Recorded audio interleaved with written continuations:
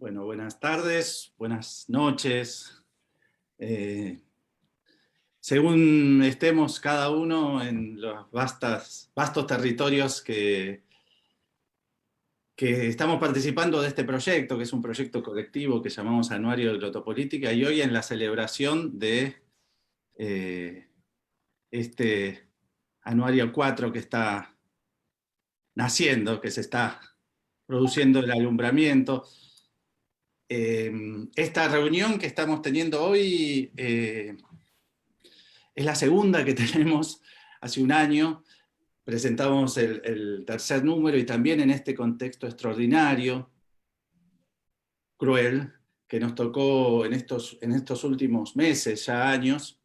Y por eso, permítanme leer cómo empezamos la presentación de lo que ustedes van a leer en el Anuario 4. El primer renglón es muy sencillo, muy simple, dice: podemos sentirnos felices, Aglo llega a su número 4.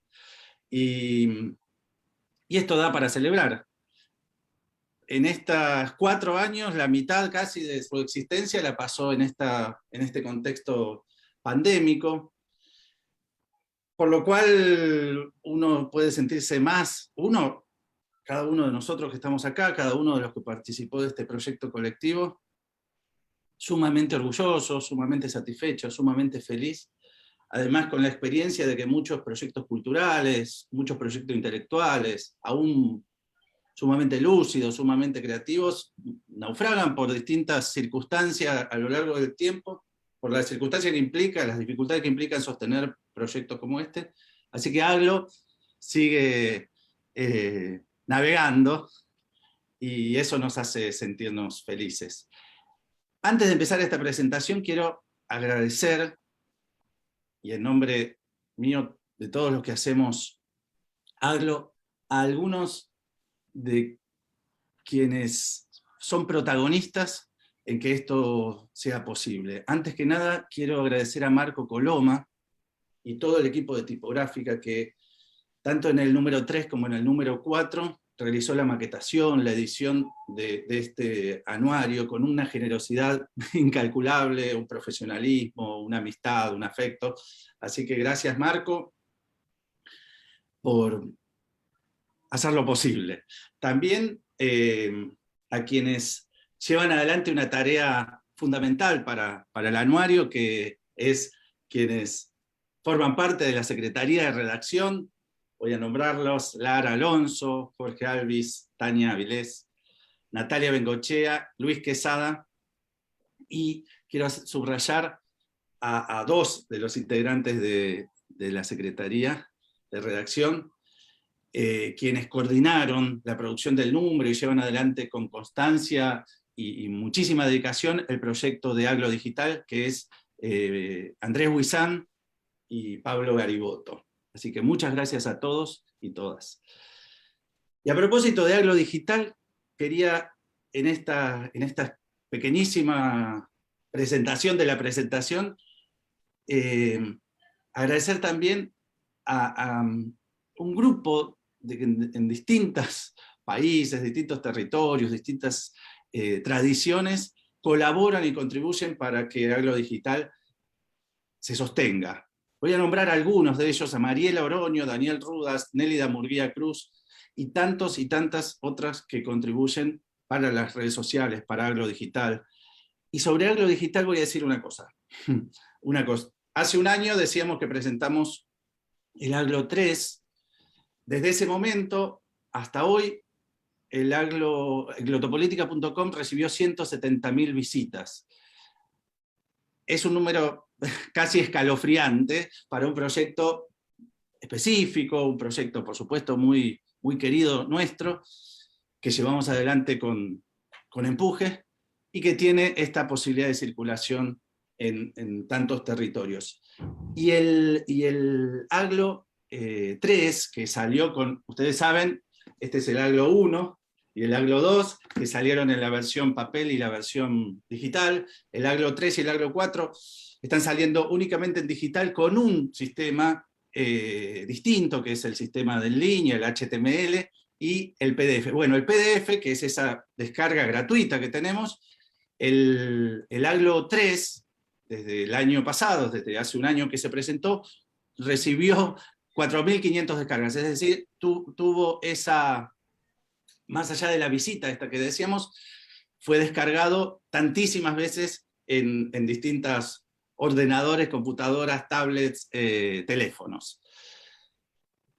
Hoy decíamos que estamos en esta celebración y la celebración supone una ceremonia, que ahora les voy a contar de qué se trata, y poner en línea el Anuario 4, por lo cual, a partir de hoy, empieza el largo recorrido de circulación, de visitas, de comentarios, de reflexiones, y también a todos los que estamos en esta presentación, que seguramente tenemos un interés especial en este campo que llamamos glotopolítica, diría el deber, la responsabilidad o las ganas de compartirlo, además de disfrutarlo.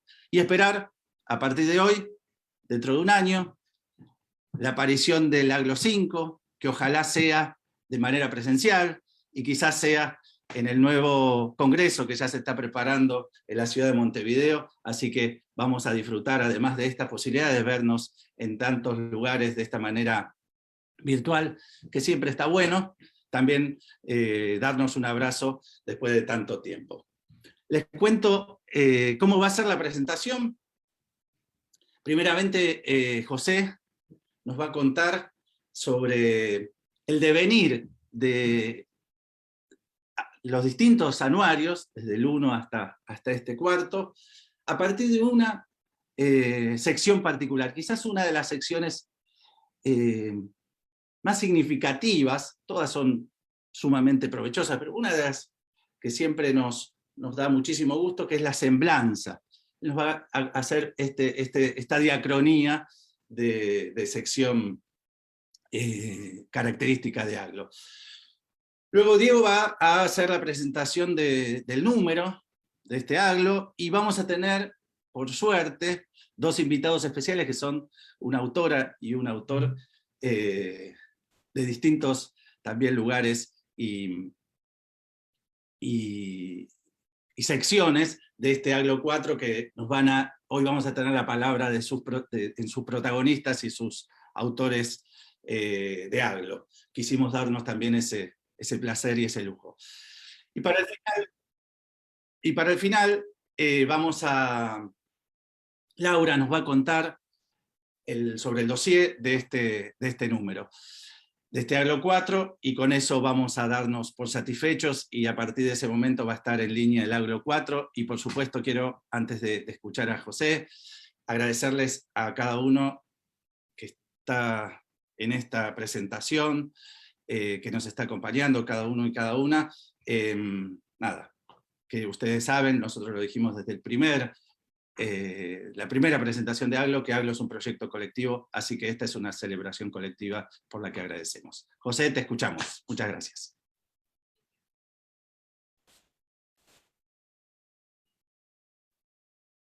Ahí está. Ahora vamos a ver. Todo en orden. Muy bien. Muchísimas gracias, Mateo.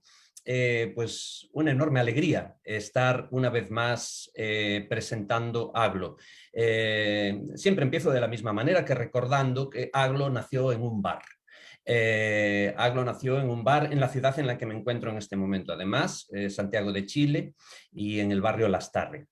Y desde aquella conversación de bar hasta el presente realmente es enorme lo que hemos conseguido como colectivo, tanto el consejo de redacción, las personas que forman parte de los consejos asesores y la secretaría de redacción, la colaboración con nuestro querido Marco Antonio Coloma, a la cual ya hizo referencia Mateo Niro, y todo pues el elenco de autoras y autores que han colaborado con nosotros. Es realmente un motivo de orgullo impresionante para mí, y creo que para todo el equipo del Consejo de Redacción de Aglo, ver lo que hemos conseguido. Una de las vocaciones del proyecto es la de abrirse a distintos géneros textuales. Es un proyecto armado por personas muy vinculadas al ámbito universitario, a la investigación desde la universidad y a la producción y distribución de conocimiento desde la universidad.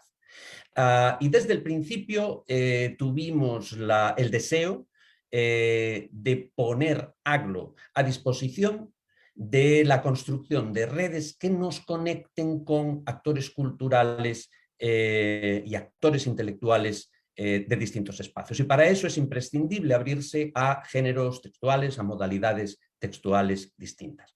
Y una de las secciones a través de las cuales tratamos de abrirnos es la sección titulada genéricamente Semblanzas, donde seleccionamos a alguna figura importante de los estudios del lenguaje, de la reflexión sobre el lenguaje, en América Latina o en España o en Brasil, o digamos en cualquier lugar del mundo, pero siempre que tenga una relevancia pertinente dentro de América Latina y España. E invitamos a alguien a que trace una semblanza, es decir, a que haga una reflexión biográfica a través de la cual se nos dé entrada a los saberes que produjeron, pero también a las condiciones vitales desde las cuales se vieron abocados o abocadas a la producción de conocimiento.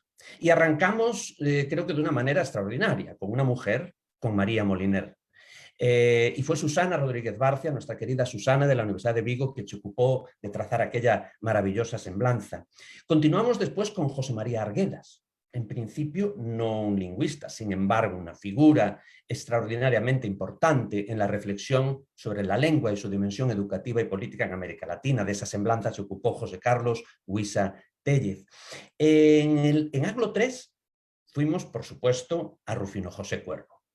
Rufino José Cuervo no podía faltar pronto, ¿no?, en la historia de nuestras semblanzas, y ahí pues nos ayudó Juan Manuel Espinosa Restrepo, decano del Instituto Caro y Cuervo y uno de nuestros colaboradores en la organización del segundo Congreso Latinoamericano de Glotopolítica. Bueno, lo que ocurrió este año pues, fue que el resto de compas del Consejo de Redacción me insistieron para que entrara yo a la sección de semblanzas con una de Ramón Menéndez Pidal, una figura extraordinariamente importante en el pensamiento lingüístico hispánico y una figura sobre la cual durante unos años de mi carrera yo trabajé mucho. Entonces me dio terror realmente escribir esta semblanza y les consta a mis compañeras lo mucho que sufrí la escritura de ese texto, pero ahí está, ahí dejo una semblanza de Menéndez Pidal. Y lo que quisiera hacer para rematar este tiempo que me toca es leeros las primeras líneas de la semblanza que escribí de Menéndez Pidal, con la idea de darle también a quienes asisten hoy a la presentación y a quienes la vean posteriormente cuando la grabación se cuelgue en línea, para que se hagan una idea de cómo estamos jugando con el ingreso de distintas formas de contar en el ámbito de la escritura. Entonces voy a leer unas líneas. Empieza así. Recuerdo aún aquel congreso en que hace 20 y tantos años un veterano filólogo español me calificó, con gesto más condescendiente que airado, de antipidalino. Era una de esas conversaciones de pasillo, sin mayor trascendencia, a la que yo había ingresado por casualidad al salir de la sala donde acababa de presentar una ponencia sobre la obra lingüística de don Ramón, en relación con su idea de España. Salí del paso diciendo, antipidalino yo, pero si lo adoro, mientras me iba alejando del pequeño corro con una mueca sonriente que hube de improvisar para la ocasión. La verdad es que a pesar de mi inexperiencia de entonces en la navegación por este tipo de intercambios, creo que fue afortunado mi recurso irónico al verbo adorar, que según el diccionario de la Real Academia Española significa reverenciar o rendir culto a un ser que se considera de naturaleza divina. No soy yo muy dado a la reverencia por problemas de espalda, ni en tanto que ateo frecuento el culto a lo divino. Con todo, mi instintiva movilización retórica de la adoración respondía a la conciencia que por entonces iba cobrando del halo de santidad que en la Universidad Española rodeaba ya no solo a don Ramón, sino a la escuela que él había creado y a los saberes que habían producido.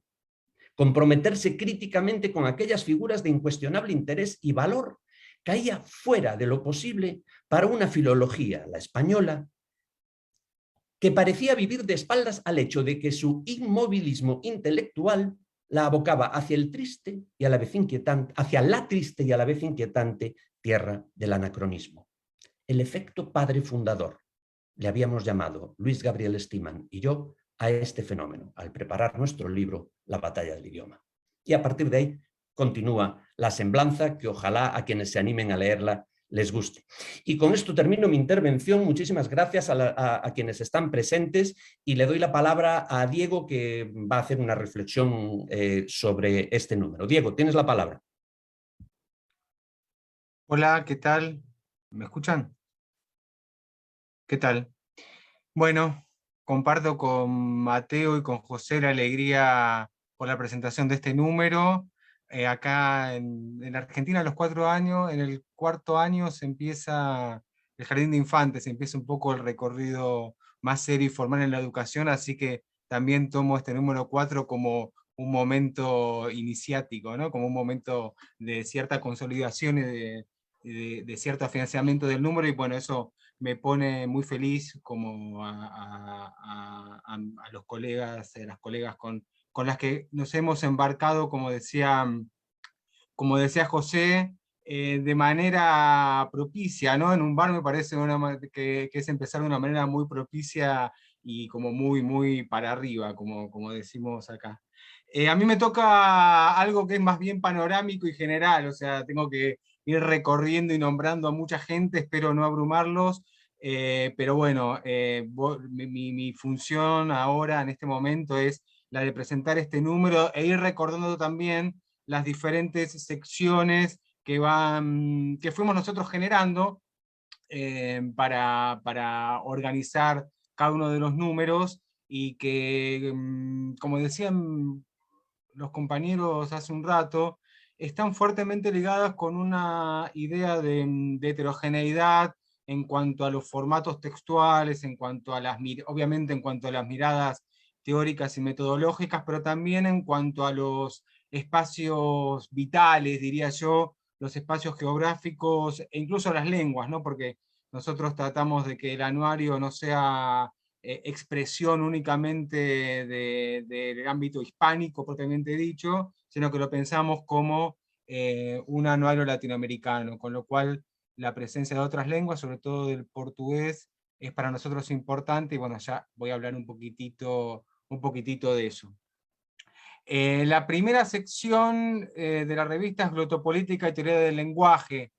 Las secciones para nosotros no son tan fijas y tan determinantes, y de hecho digamos así, una especificidad o una singularidad de este número es que esta sección tiene dos contribuciones, dos artículos.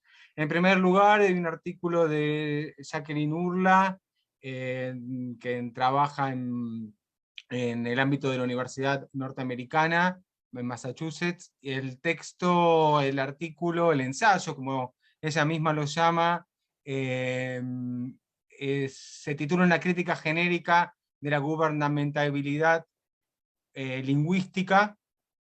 Bueno, es una exploración sobre este concepto de gubernamentabilidad tan potente y tan fuerte en el ámbito de la reflexión contemporánea, digamos, con ese eco y esa memoria Foucaultiana, y es también un análisis muy certero y muy interesante en torno a las cuestiones de las políticas ligadas con formas y lenguas minoritarias.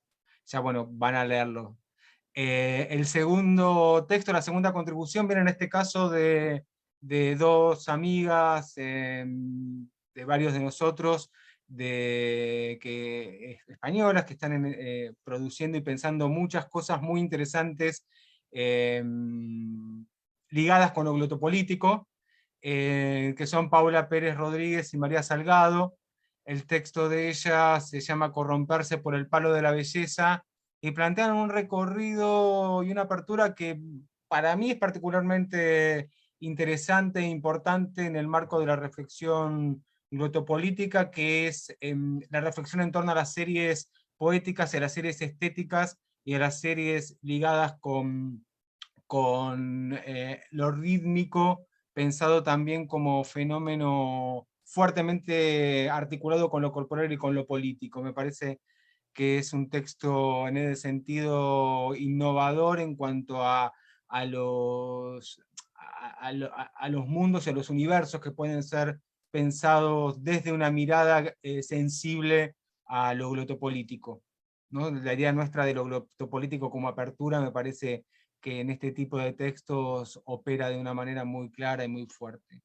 Freddy Santamaría está acá presente, ya va a hablar él de su texto, que forma parte de la segunda sección de la revista, que es Pensamiento Glotopolítico, donde bueno, nosotros proponemos a diferentes especialistas, investigadores que trabajen una figura o un aspecto especial o concreto del ámbito de la articulación entre lengua y política. En este caso, Freddy escribió sobre Wittgenstein, ya va a hablar él. La tercera sección, muy querida creo por todos nosotros, por todos y todas, nosotros, nosotras, es la sección de diálogos, que en el número 1, bueno, en el primer número del anuario, estuvimos dialogando varios de nosotros con Elvira Arnoux, a quien tanto le debemos y a quien siempre vamos a estar orgullosamente agradecidos. En este caso, la entrevista es a Marcos Baño. Marcos, lo sentimos, muy ligado al proyecto del anuario, muy cercano al proyecto del anuario. Él, como muchos de ustedes saben, es brasileño, en este momento vive entre Brasil e Italia, y le hizo la entrevista a otro amigo nuestro, que es Joan Lagares, que es español, pero hace mucho tiempo vive en Brasil. La entrevista está en portugués, y esto es algo que también a nosotros nos parece importante y altamente reivindicable, ¿no? Digamos, en pensar las lenguas en en América Latina, en ámbito latinoamericano, es pensar también esas lenguas como lenguas de producción de saber, y enfatizamos el diálogo y la lectura y el intercambio permanente entre los que tenemos el castellano como lengua fundamental o materna, no sé ya cómo llamarla, porque todos esos términos pueden ser cuestionados desde una perspectiva glotopolítica, y el portugués y otras lenguas también, pero bueno, el portugués nos parece especialmente relevante.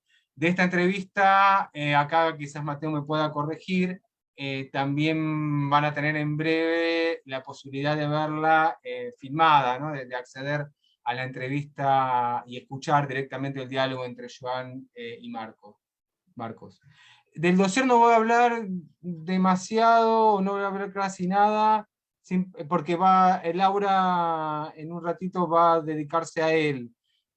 Simplemente esta sección del dossier siempre está dedicado a un tema específico, y también ahí la apertura hacia diferentes miradas, formatos, géneros, voluntades de intervención textual es un dato importante, gira en torno a la cuestión de la insurgencia en América Latina. Victoria Furtado, que está acá presente en nuestro espacio virtual, está en Montevideo, acá nomás, para mí y para Mateo no tanto, porque creo que está en Mar del Plata. Victoria está acá y va a hablar ella de su artículo. Simplemente digo que forma parte de la sección Escenas y Escenarios Glotopolíticos, donde nosotros lo que proponemos es un fenómeno que también siempre es heterogéneo, ¿no? Que puede ser un año, un periodo, una situación concreta, un conflicto concreto y puntual en el vasto espacio latinoamericano, para ser abordado con herramientas glotopolíticas. De la sección Semblanzas, ustedes ya escucharon la apasionada intervención de José. Simplemente digo que nada, se está pensando, digamos, una columna absoluta y vertebratoria, si me permiten, de la filología en el mundo hispánico, con fuertes elementos políticos, ¿no? Esa conexión entre pensamiento filológico, lingüístico y pensamiento político y concepciones histórico-culturales puede influirse un poco en Menéndez Pidal también y en las aperturas que en su momento pensó Menéndez Pidal, esta figura por la que todos sentimos una atracción muy fuerte y un conflicto también muy fuerte, que eso me parece que es especialmente rico. Otra sección, todas las secciones son queridas, por eso digo, esta sección es muy querida, pero me doy cuenta de que todas lo son. Esta sección también es muy querida.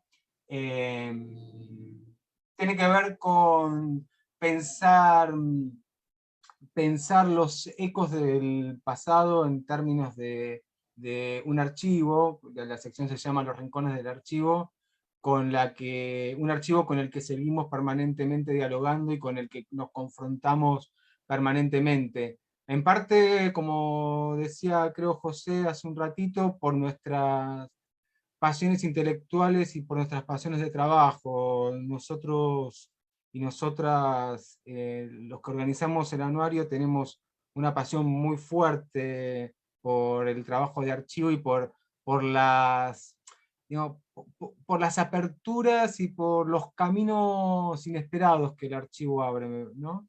En este caso, Mauro Fernández, que está en España y que pensó muchísimo a lo largo de su larga carrera de investigador la cuestión filipina. Bueno, presenta un texto del ámbito filipino del año 1863.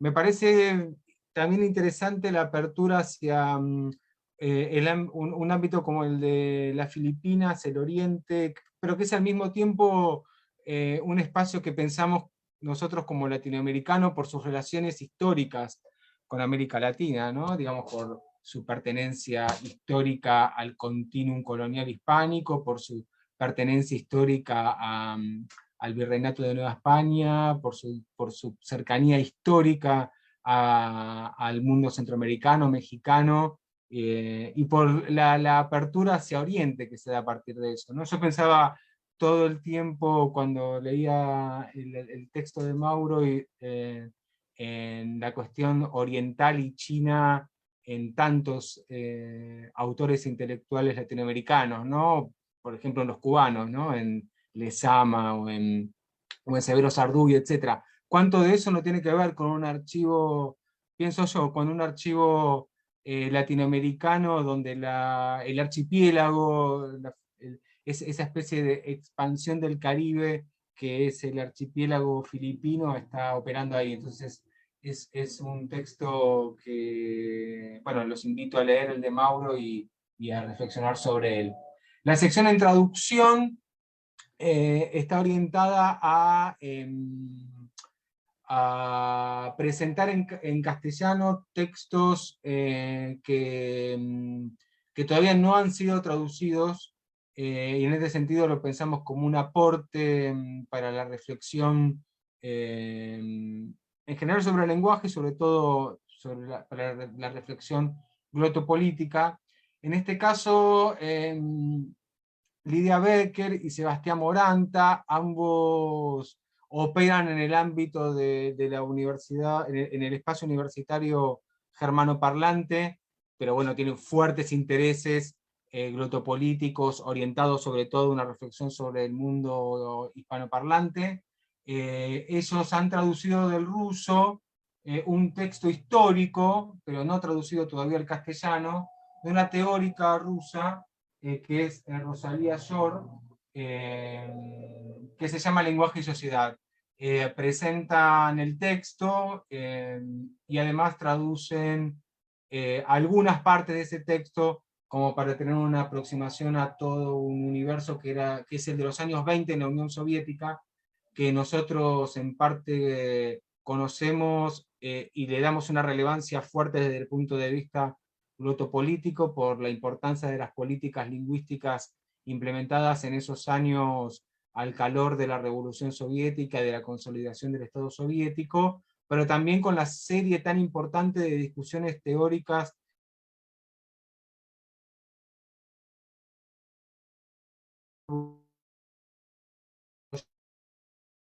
etcétera.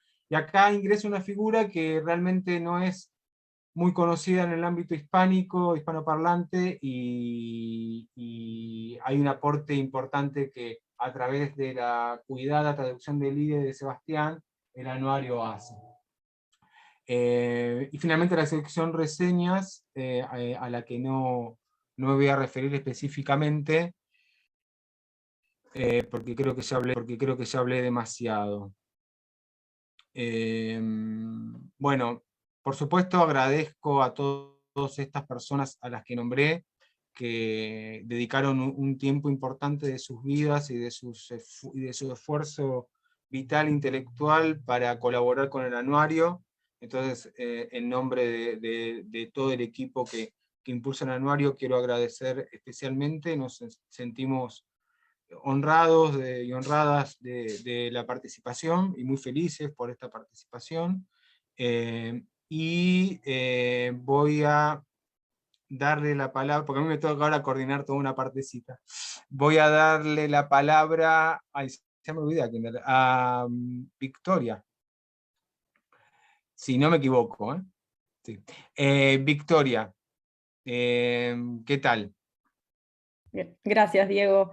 Bueno, No, gracias. gracias en realidad a Laura, José, Mateo y Diego, el Consejo Editor de Aglo, por la invitación a ser parte de este número. Felicitaciones por el trabajo y por invitarme a estar acá hoy también compartiendo un poquito de mi texto.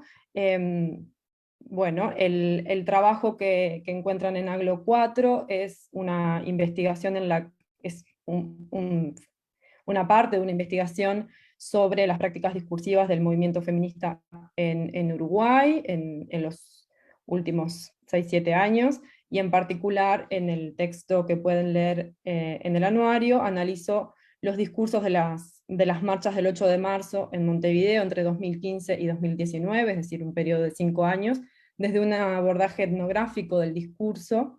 Y un poco lo que intento es, lo que me pregunto es qué nos dicen las opciones lingüístico-discursivas del feminismo contemporáneo sobre las formas de hacer política de este movimiento social. Y para eso entiendo que el cruce, digamos, entre los aportes o la perspectiva glotopolítica con el análisis crítico del discurso y la lingüística feminista permiten una mirada interesante sobre estos proyectos políticos emancipatorios, como entiendo que es el movimiento feminista. En particular porque la perspectiva glotopolítica y su modo amplio de concebir los vínculos entre lenguaje y política resulta interesante justamente para analizar, para acercarnos a las prácticas lingüísticas y discursivas de los movimientos sociales en general, no solo del feminista, pero este es con el que yo trabajo. Entonces, en mi texto, en primer lugar, hago un recorrido por la historia del feminismo en Uruguay, como para contextualizar de modo breve, y sobre todo presento también las características actuales del movimiento, que me parece que puede ser también un diálogo interesante con personas que estén investigando esto mismo en otros países, porque el feminismo no solo en Uruguay está en un momento de mucha ebullición y presencia pública, entonces me parece que hay un diálogo posible. Y luego me centro en analizar cómo se constituyen los sujetos políticos en los discursos del 8 de marzo en Montevideo, para ver en qué medida desafían el orden simbólico patriarcal y qué nos dicen, como les decía antes, sobre las prácticas políticas del feminismo.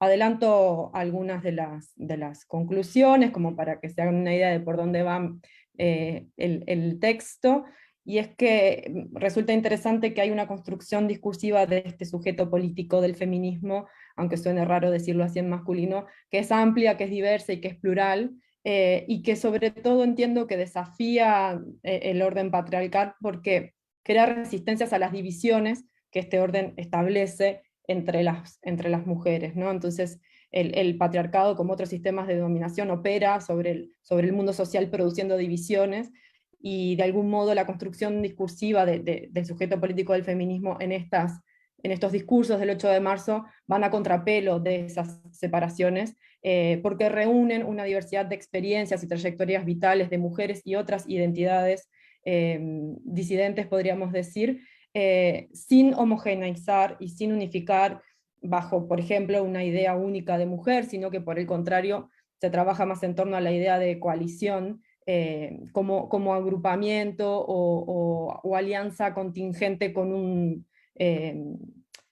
un propósito político, más que con la idea de organizar una identidad. Entonces, un poco por ahí va el debate en relación a cómo esta manera de construir un discurso, en particular en los 8 de marzo, permite crear esta coalición no centrada estrictamente en criterios identitarios, sino más bien en acuerdos políticos, y esto permite de algún modo trabajar a partir de la diferencia y accionar políticamente a partir de la diferencia. Y ahí, si la segunda ola del feminismo había instalado, estoy pensando en los años 60, 70, 80, había instalado el problema de la diferencia como una discusión central del movimiento, un poco criticando las prácticas políticas excluyentes de los feminismos blancos hegemónicos. Bueno, los feminismos actuales, entiendo yo, y en particular el caso del feminismo uruguayo, pero pienso que puede ser similar en otros países, parecen partir de ese aprendizaje y entonces partir de las diferencias para accionar juntas, pero no intentando estructurar una identidad fuertemente cohesionada, sino más bien una alianza política, una coalición política. Esto es interesante porque de algún modo va como desafiando las políticas de identidad que en los 90 tuvieron cierto efecto de institucionalización sobre los movimientos sociales y generaron algunas divisiones en particular dentro del feminismo, donde cada quien pareció quedar reclamando lo suyo, y estas alianzas estratégicas de algún modo permiten recuperar la idea de que las opresiones y los despojos son múltiples, entonces también la forma de juntarse para desafiar eso tiene que apelar a esta idea de lo múltiple y de lo diverso. Eso lo dejo por ahí. Ojalá les den ganas de leer el texto. Me parece que uno de mis propósitos era justamente hacer dialogar humildemente la perspectiva glotopolítica con estos otros aportes más de un trabajo etnográfico sobre el discurso y con la lingüística feminista, y en ese sentido sé que hay otros compañeros y compañeras del mundo de la glotopolítica que también están en este intento de dialogar desde el feminismo también, entonces ojalá en ese sentido pueda hacer un aporte. Y lo último que digo, y ya no me extiendo más, es que, como decía Mateo al principio, el año que viene tenemos el Congreso de Glotopolítica que va a ser aquí en Montevideo, ojalá puedan venir, ojalá puedan mandar sus trabajos, sus resúmenes, sus propuestas de mesa, porque es una linda excusa para vernos en persona, y bueno, y acá en Montevideo estamos ansiosos de recibirlas y recibirlos para seguir conversando de estos y otros asuntos. Así que en julio de 2022 ya está la circular por allí. Les esperamos aquí en Montevideo. Gracias. Muchas gracias, Victoria. Vamos ahora a escuchar a Freddy Santamaría. Freddy desde Medellín. Muy buenas tardes a todos los presentes. Es un honor contribuir en este cuarto anuario de Glotopolítica. Gracias de manera especial a los editores, a Mateo, a Diego, a Laura, y por supuesto la invitación especial por parte de mi amigo José del Valle. Muchas gracias a todos los presentes en línea y por las diferentes plataformas. Bueno, yo quiero presentar el texto que aparece en la sesión Pensamiento Glotopolítico. El título lleva por título Las investigaciones filosóficas de Wittgenstein, las prácticas sociales y la política. Este año conmemoramos precisamente los 100 años de la publicación del Tratado Lógicos Filosóficos. El texto presente en este anuario no va a tratar sobre el Tractatus propiamente, o si se quiere mejor, no trabajé al llamado o en el llamado primer Wittgenstein. Traté de aquello más vital, ese terreno áspero que es la vida misma. Eso que el mismo Wittgenstein advertía una vez publicado el Tractatus, que nos recuerda a Egelman, abro comillas, dice así: sentimos que aun cuando todas las posibles preguntas científicas hayan obtenido respuesta, nuestros problemas vitales ni siquiera se han tocado. Lo que llamaba como los problemas de la vida, aquellos más importantes, más vitales, esto es la vida ética, la vida con los otros en comunidad, la vida social, y a mi modo de ver, por extensión, es la difícil vida política, la relación con los otros. Y esta vida social y política me parece que puede abordarse mejor desde sus investigaciones filosóficas. Por eso, para esta sesión, a saber, el pensamiento glotopolítico, lo que trataré en este texto son las investigaciones filosóficas de Wittgenstein, o el llamado segundo Wittgenstein, para entender nuestras prácticas sociales y por extensión, la política misma. Pero hay que decir, quede claro, que Wittgenstein propiamente no se interesó por hacer grandes discusiones en torno a la política. De hecho, como afirma Owen, que la importancia de Wittgenstein para la reflexión sobre la filosofía política no es ofrecer ninguna tesis sustantiva sobre la filosofía política, entiéndase filosofía política o sus temas tradicionales de investigación. De hecho, algunos autores tales como Cressida Hayes, en su libro titulado The Grammar of Politics, Wittgenstein and Political Philosophy, resalta el horror que posiblemente le hubiera producido a Wittgenstein saber que su trabajo fue incorporado en proyectos políticos o similares. Su escepticismo era radical hacia la teoría política, pero me uno a Javier Muguerza al afirmar que Wittgenstein poseía, como pocos filósofos a lo largo de la historia de la filosofía, lo que alguna vez se ha llamado como el don de la perplejidad. Por eso mismo, como todo gran autor, si asumimos que Wittgenstein lo es, nuestro estudio presenta en este anuario no es glosar, ser fiel o hacer exégesis, sino de intentar ver desde su obra posibles desarrollos en la relación, en esa relación maravillosa entre lenguaje y acción. Dicho lo anterior, la influencia de su pensamiento, de la obra de Wittgenstein, en obras importantes de teóricos de la política, a saber, por ejemplo, Appel, Habermas, Rorty, Alexis, Petit, Skinner, Walser, Laclau, Mouffe y el mismo John Rawls, entre otros, demuestra que esta influencia de Wittgenstein ha sido de suma importancia y ha tenido un gigantesco alcance a la hora de pensar en los problemas de la filosofía social, de la acción o en la filosofía de la política en general. Si bien Wittgenstein no teorizó sobre lo político, es indudable que el giro de la filosofía que constituye su obra es fundamental en desarrollos ulteriores, lejos de todo purismo, por supuesto. Esto sin desconocer que arriesgarse a enunciar propuestas como Wittgenstein y lo político o Wittgenstein y lo social son una herejía sobre el autor. Pero como saben ustedes, para ser un hereje, primero se tiene que pertenecer a dicha comunidad. Yo pertenezco a la comunidad de los wittgensteinianos. Herejía que, no obstante, se ha cometido ya varias ocasiones. Vale recordar el texto de Rosilandi del 73, en el que el autor italiano relaciona las investigaciones filosóficas del autor austriaco con las tesis marxistas y gramscianas de la praxis, el trabajo y el mercado. Recordemos cuando Raymond Monk, en el célebre y más completa biografía escrita hasta el momento sobre Wittgenstein, a saber, Ludwig Wittgenstein, El deber de un genio, advierte que un pensador no burgués cuya profunda influencia sobre el desarrollo de Wittgenstein data de ese primer año en Cambridge fue Piero Sraffa. Sraffa era un brillante economista italiano de inspiración fuertemente marxista e íntimo amigo de Antonio Gramsci, el líder comunista italiano que estaba encarcelado.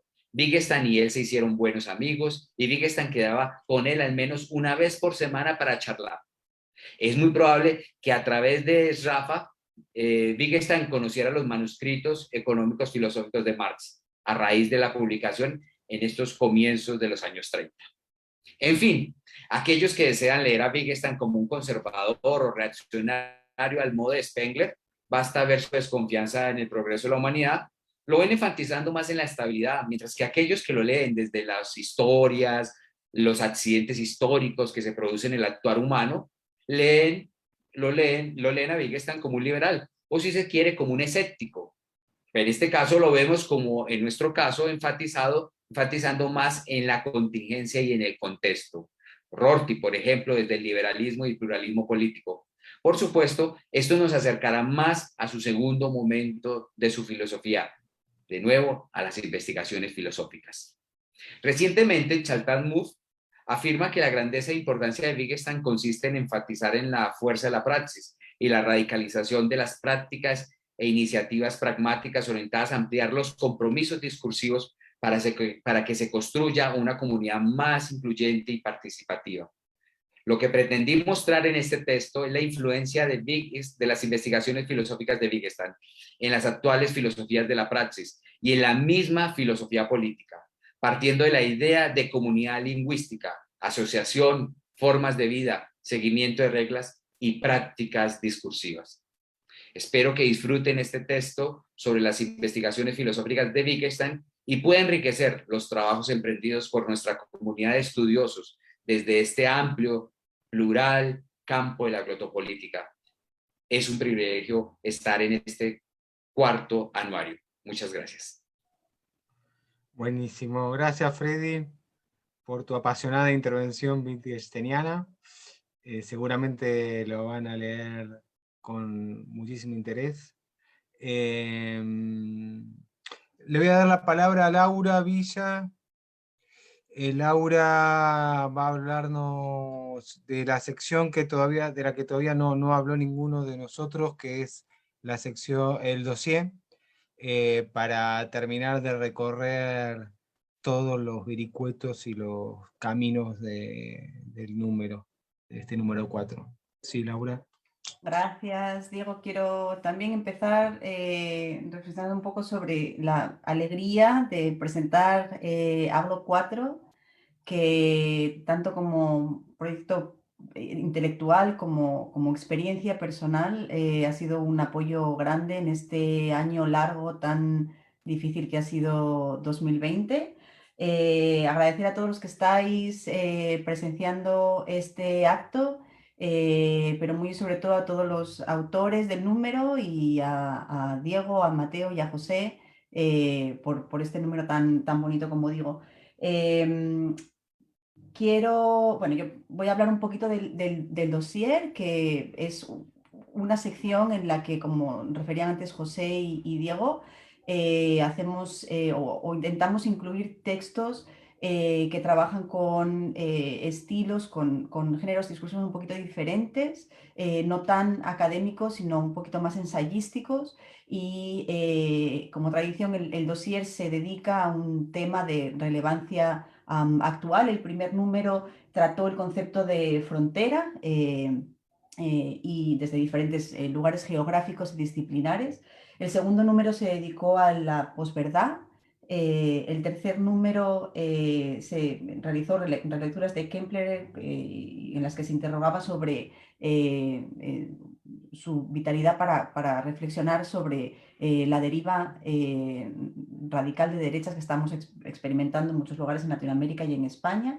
Y este número se dedica a las insurgencias latinoamericanas de los últimos años, que de alguna manera la crisis del COVID-19 vino en algunos casos a parar o ralentizar, en algunos casos a atizar. En los años desde 2017-2018 hemos visto insurgencias en muchos países latinoamericanos, Chile, Bolivia, Colombia, y sobre este tema hemos querido tratar en el dossier del Aglo 4.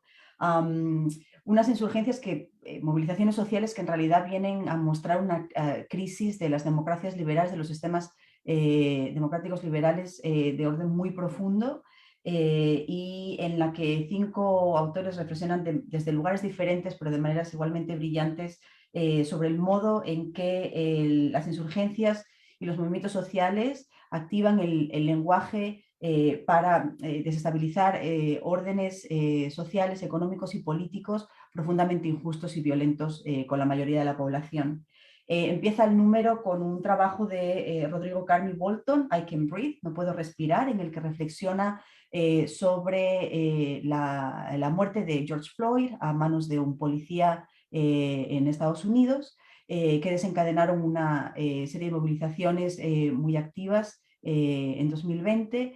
Y en el texto el autor reflexiona sobre el concepto de la respiración y cómo el sistema capitalista nos ahoga, nos quita la respiración desde técnicas tan diferentes como la persecución policial, o el ataque medioambiental, ¿no?, con la contaminación y las crisis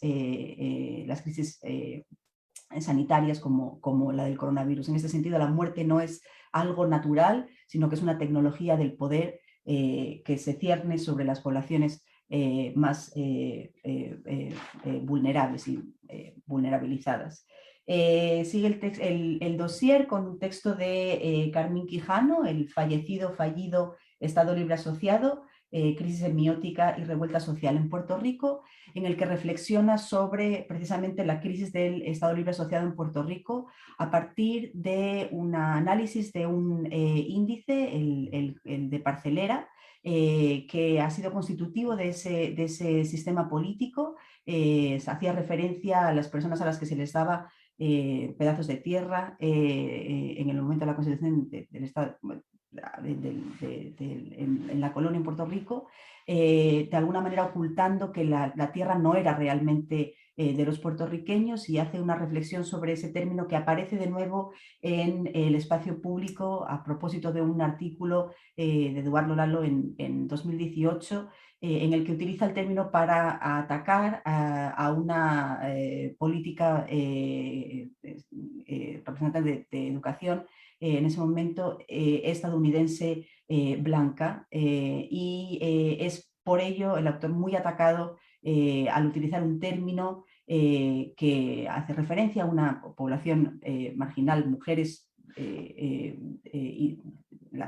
puertorriqueñas racializadas, como un término despectivo para atacar a esa élite blanca de la colonia que Lalo critica, ¿no? Esa reflexión la ata Carmín en su texto brillantemente para demostrar todo el resquebrajamiento del sistema político del sistema libre asociado en Puerto Rico, que desencadenó en movimientos populares fuertes en el verano de 2019 y que terminaron con el gobernador Rosselló. El siguiente texto de Daniel Rudas, Aportes a una deliberación sobre carteles de protesta en Colombia, trabaja las protestas, las manifestaciones en la segunda mitad del 2019 en Colombia a través de un estudio de la semiótica, ¿no?, de las manifestaciones, de los carteles que aparecen en esas manifestaciones, diferentes tipos de cartel, de materiales, de tipografías en los carteles referentes a diferentes maneras de manifestarse y de entender la manifestación, como más articuladas dentro de movimientos más institucionalizados de la izquierda, o como movimientos quizá de índole más laxa, pero que unen lazos con movilizaciones que se dan en otros lugares afuera del país. Hace una reflexión sobre las expectativas que tenemos de cualquier práctica social y cualquier práctica lingüística, como podría ser una manifestación, y las deliberaciones y correcciones que operamos sobre esas expectativas que tenemos de los eventos, ¿no? Hace, por ejemplo, una reflexión sobre cómo diferentes manifestantes o diferentes ciudadanos colombianos tienen que se sitúan en lugares políticos muy contrarios, manifestantes que apoyan la insurgencia en Colombia, y personas que por el contrario la denostan, se encuentran en un momento de crítica a una pancarta que contiene errores ortográficos, ¿no? Y cómo el descuido en la pancarta y los errores ortográficos significan para estos dos polos políticamente aparentemente opuestos por su pertenencia a un mismo régimen de normatividad lingüística, una suerte de justificación de la negación de la legitimidad de las propuestas, de las protestas, perdón, en Colombia. Edmundo Paz Soldán sigue el dossier con un texto titulado Las sordas, de noviembre, en el que reflexiona sobre las movilizaciones que tuvieron lugar en Bolivia en noviembre de 2019 y la masacre de Sacaba en particular, en el que murieron 12 personas y resultaron heridas más de 100. Y reflexiona sobre cómo la violencia del Estado se justifica en Bolivia de diferentes maneras, y una de ellas es el uso de determinados significantes como hordas o turbas referidas a los manifestantes, la mayoría de ellos indígenas, de alguna manera relacionándolos o poniéndolos en significación como entes primitivos, lo cual permite de alguna manera justificar la violencia tan represiva contra la violencia del Estado, ¿no? Y reflexiona sobre cómo esta práctica muy recurrente en las clases medias bolivianas oculta un racismo que, como digo, legitima o de alguna manera disculpa la violencia en el país. Termina el dossier con el trabajo de Maite Celada, el ejercicio de la palabra en las prácticas de gobierno de Jair Bolsonaro, la provocación, el rumor, el grito, en el que Maite trabaja la posición incómoda del presidente de Bolsonaro en referencia con sus prácticas lingüísticas, que lo hacen ser percibido como un no presidente. Ella de alguna manera reflexiona sobre esta idea de Bolsonaro como un no presidente porque no hace uso del lenguaje de una manera que esperamos de la posición que ocupa, del cargo que ocupa, y de alguna manera reflexiona sobre cómo para él esto es una estrategia de posicionamiento en el espacio político brasileño durante la campaña electoral. Y también cómo es de alguna manera peligroso entender a Bolsonaro como un no presidente, puesto que sus políticas en connivencia con la burguesía brasileña están de hecho teniendo una incidencia grande y tienen una dirección muy concreta de desmantelar al país de los recursos naturales, por ejemplo, que tiene a favor de la privatización en el país, ¿no? Maite trabaja con una metáfora muy bonita con la idea del rumor, que constituye siempre esta crítica a Bolsonaro que durante mucho tiempo se vino dando en redes sociales a partir de esquemas de corrupción que iban saliendo, el grito de "Fora Bolsonaro", que salió mucho en medios, memes, etc. Y acababa su texto en enero de este año con una idea de deseo de que ese rumor se convirtiera a grito de oposición en las calles, y con Maite nos alegramos de que esto hubiera sido así a principios de este año 2021, cuando estalla en Brasil una insurgencia popular que demuestra ese descontento con la práctica discursiva y con las políticas de Jair Bolsonaro. Son textos, los 5, que creo que agrupan muy bien y que se complementan muy bien en esta reflexión sobre las insurgencias y la movilización del lenguaje en las insurgencias recientes en América Latina, que además dialogan también con el texto de la propia Victoria en este número y con otros que se han publicado en Aglo anteriormente. En el número anterior, por ejemplo, el texto de José del Valle sobre el estallido de la revolución en Chile, o el de Germán Labrador, perdón, y Jorge Gaup sobre la nueva extrema derecha en España. Los animo a que lo lean, a que lo disfruten y que les espero que sirva como un espacio de reflexión sobre cómo la movilización política y el lenguaje pueden actuar para resistir los actuales sistemas político, económicos y sociales. Y con eso los dejo. José,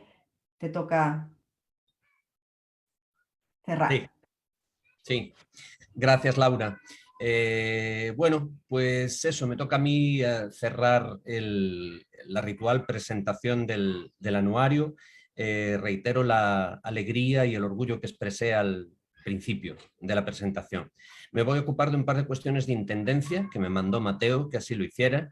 Primero recordarle a todo el mundo, insisto, a la gente que está presente hoy escuchándonos, y a quienes nos escuchen posteriormente, porque a partir de hoy mismo va a estar disponible este acto, la grabación de este acto en la página glotopolitica.com, y ahí mismo va a estar disponible ya el número 4 del anuario.